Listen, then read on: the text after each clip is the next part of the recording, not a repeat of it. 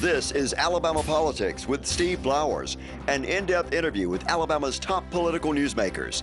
Now, from the studios of Troy University, here is Steve Flowers.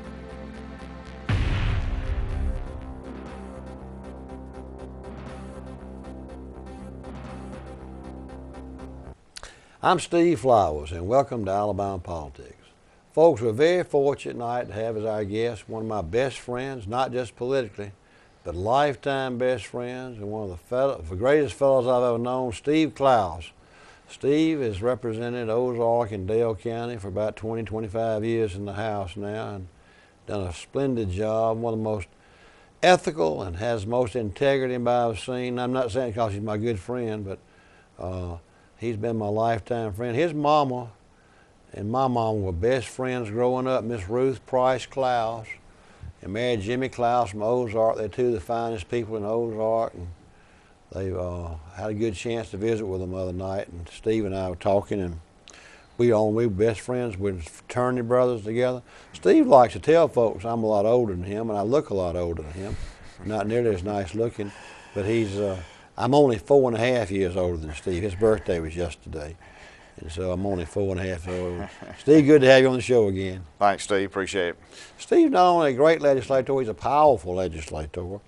He's chairman of the House Ways and Means Committee, which, of course, sets the budgets for the state. And he's been that job for his second term now. We're going into about 6 year here. 6 years as chairman.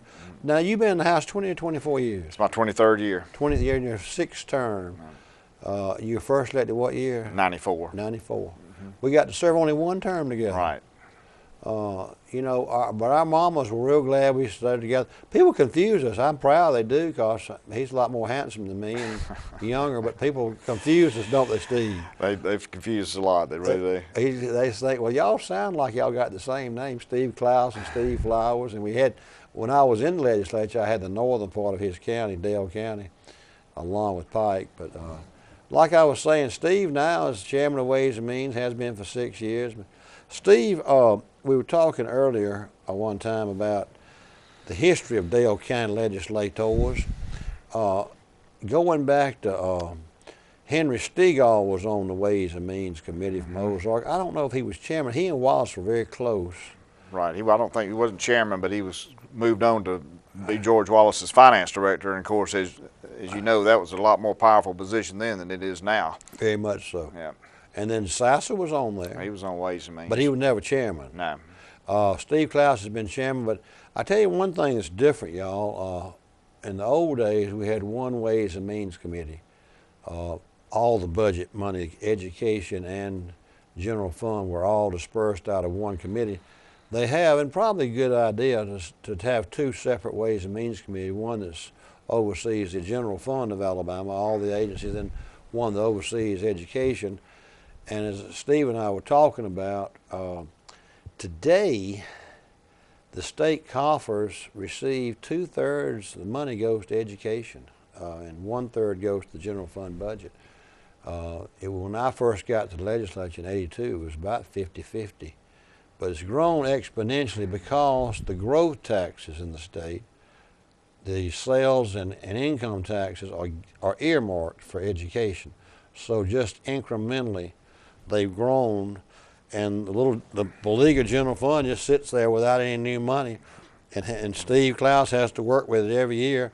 Has done a yeoman's job, but Steve, here we are beginning of the session. That's right. And you've got to deal with it again, and there's been no new revenue. Legislators have refused to increase any revenue of the general fund, even what everybody thinks is a logical not solution, but help to it, pass a lottery. That's never gotten out of the House or Senate. But tell our folks how you're dealing with the general fund this year. The big money monster is Medicaid, isn't it, Steve? Well, there's no question. Medicaid is really dominating the general fund now, and has been for about 10 years now. You know, Medicaid, you go back in the history of the state, Medicaid was started back in the mid-'60s by Lyndon Johnson, the Great Society program, and we were the 49th state to sign on to Medicaid. We didn't sign on to it till around 1969, and of course the first 4 or 5 years the feds picked up all the cost. So we really didn't start paying into Medicaid as far as the state share until the mid-'70s. And it was just a small amount, and it just has grown incrementally through the years. And 10 years ago, we were at $400 million that we put into Medicaid, and now in this year's budget, we're almost at $800 million. So it's almost doubled in 10 years. The regular general fund appropriation was $700 million. Then what? We added $85 million from the BP oil settlement to get it to $785 one-time money. And of course, this year we'll have on that BP money one time another $105 million to get us with level funding at 700 plus 105 be at 805. And of course, they're going to be saying the Medicaid agency that they're going to need at least $43 million more on top of that. So, well, that's kind of crying wolf. I mean, I thought they said last year when y'all took the BP money and gave it to Medicaid, or at least 20% of it about, wasn't it? Or there before, there around there, 20% of the money from the BP oil fund went to just to fund Medicaid for 2 years, didn't it? Right. Right about that. That's right. Out of that thing. That's right. So I don't think they are the ones that are going to get fed this year. But we'll see. But tell our viewers too, Medicaid is not the welfare or indigent program that some people may perceive it as. I would suggest that you've got legislators, and obviously a lot of in middle-sized towns like you and I come from, and even large cities, that the hospitals would go, they dissolve, they didn't have Medicaid. That's and plus, right. I think probably 80% of people in nursing homes are paid for by Medicaid. So you can't throw Aunt Susie out of the nursing home. You know, you got legislators, aunts, and grandmamas sitting there in the nursing homes. That's right. And so you know, the vast majority of enrollees on Medicaid are children and elderly people who can't look after themselves on a day-to-day basis that are in nursing homes. There's a misconception there that you got able-bodied people that are on Medicaid, and that's really not the case. They just go to the local emergency room whenever they have some type of illness and don't pay.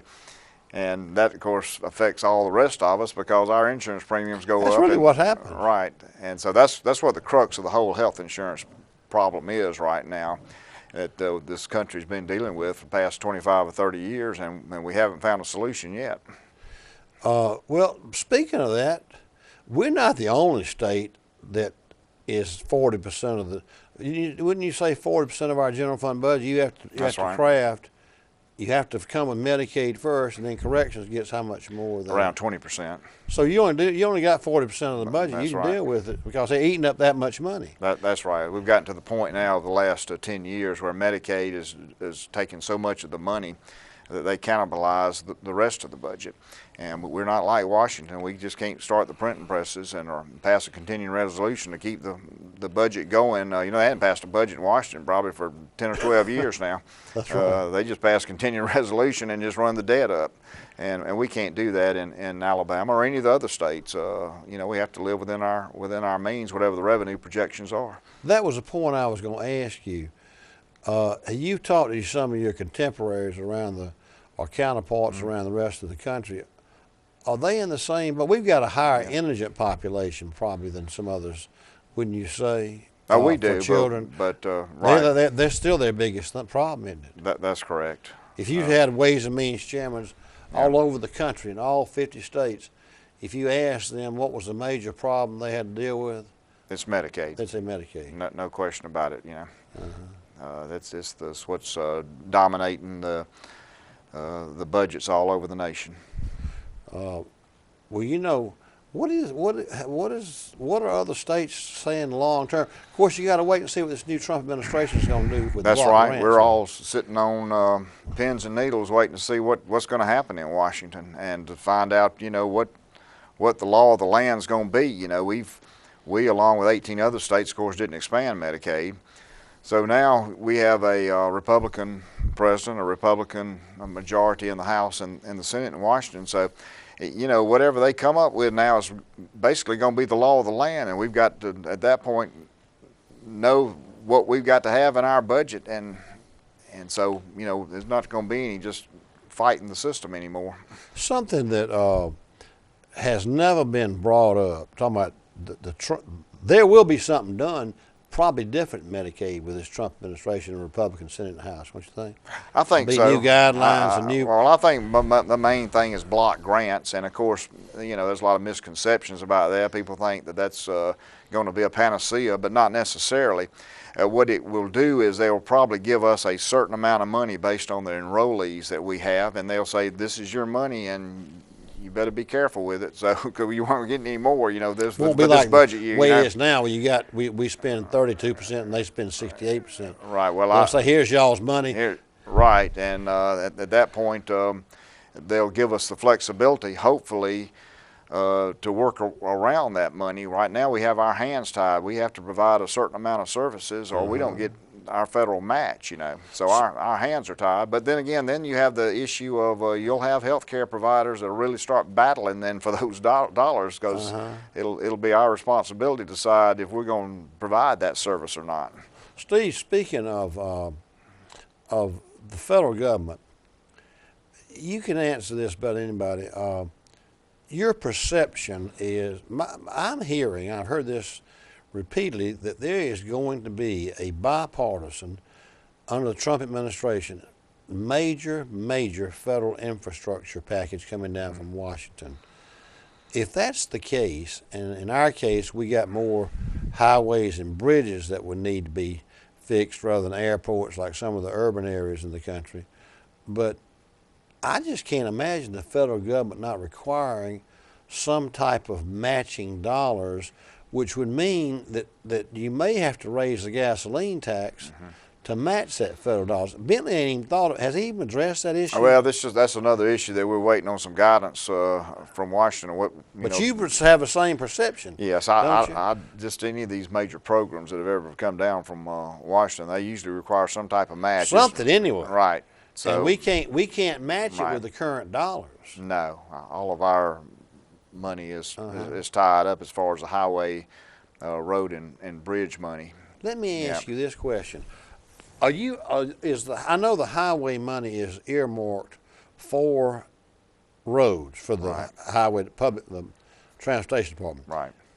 Is that part of your 40% left over? No. That's different. That's different. That's different. Right. And the ABC people would be different too, wouldn't they? They got their own money. Right. They operate from their own money from alcohol They have sales. to have legislation to pass their budget. That's right. It comes through your committee. That's right. But it ain't part of your total pot. Right. They keep their separate pot. They keep their they operate their agency from alcohol sales, and they provide a good bit of money that from those sales to the general fund.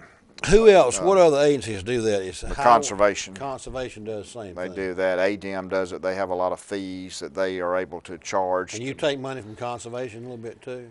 They give back? We have a couple times in the last 6 or 7 years because of our budget situation. Of course, we passed a constitutional amendment in the state this last year where we can't touch that money until it reaches like $50 million. After that point, we would be able to.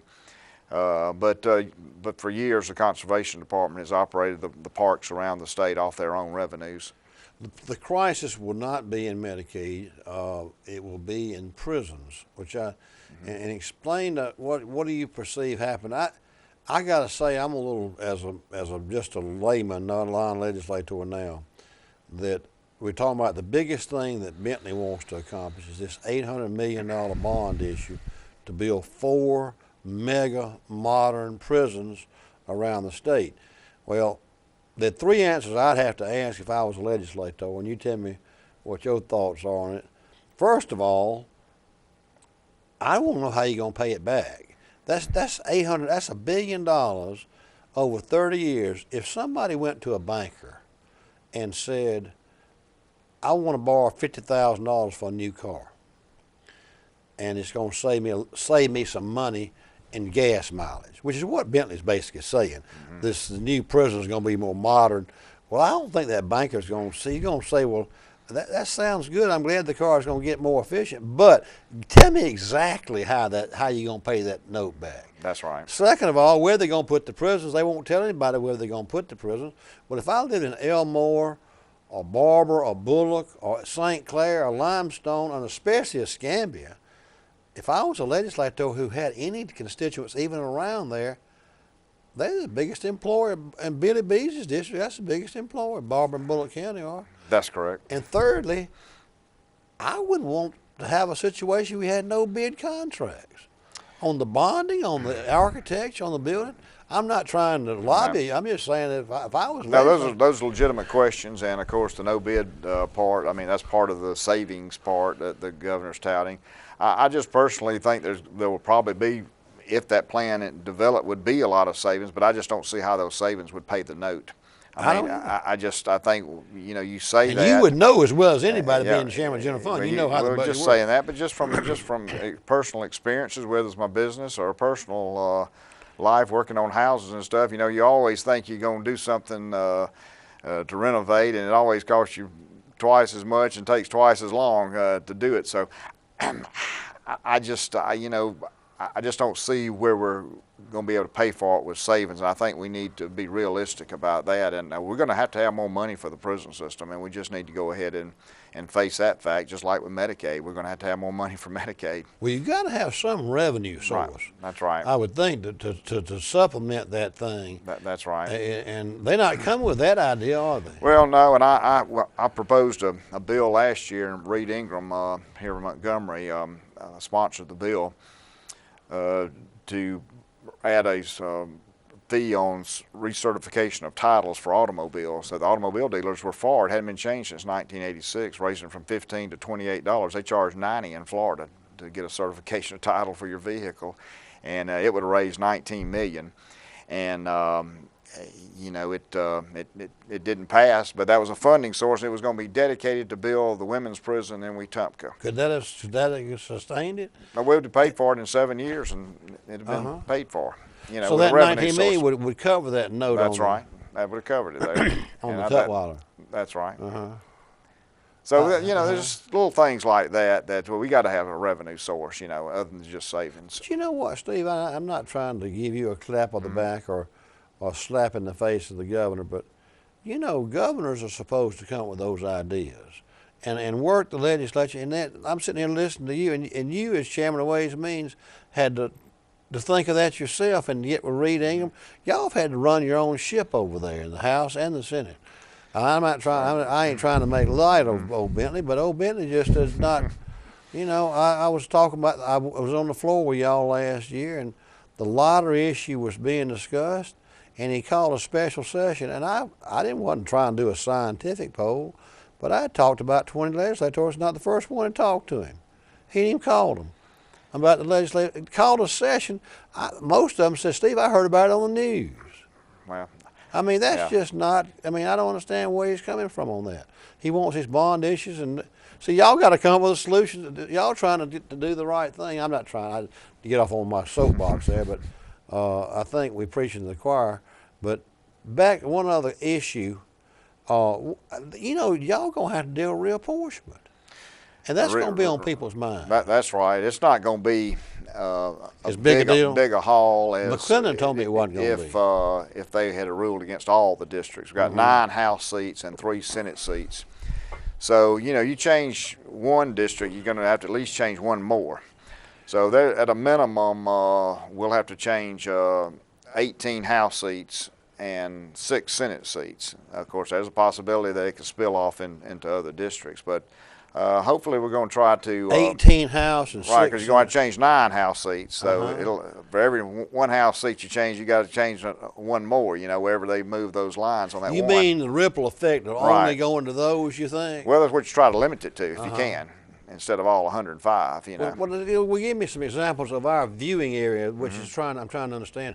Well, like Dexter Grimsley's district. Down in my area, of course, Dexter's District 85 and He's Henry, one of Henry them and the northern part of Houston County. It'll have to be changed, and the major part that was changed with his district back in 2010 was the district that Paul Lee represents now. So it could probably be limited just to those 2 districts. I might get a little spillover with the changes of the lines there, but probably be minimal. But What would you do to his district to make it fit? Well, according to the judges, they don't like the way the lines were drawn. Of course, you know, Dexter likes the district the way it is. That's what I heard him say in the Doe and Eagle. we had to struggle to get it up to a majority minority district, which is at 52%. So he could very well move down to in the mid 40% range on the minority percentage. Okay, so you got to make his whiter. Well, according to court, according to court on that is just straighten the line out. So what is Quentin Ross? He's got a. They say his is a major problem up here in Montgomery. What is they going to have to do with his? Is they going to have much of a ripple effect in Montgomery? I would think it's just going to be between he and Dick Brubaker's district. Okay, so that's all they have to do then. Right. So it ain't going to be a major thing. I wouldn't think so, but they ain't going to tie up the session then. Well, I don't think it will. Of course, any issue, you know, can tie up a session. That's always a controversial issue, you know. Steve, let me ask you about this issue. I've had a lot of people ask me, will the lottery come up this year? And that commission that the administration commissioned, I thought was a good idea to look at the entire gamut of gambling and come back with a solution how the state could get some revenue from it.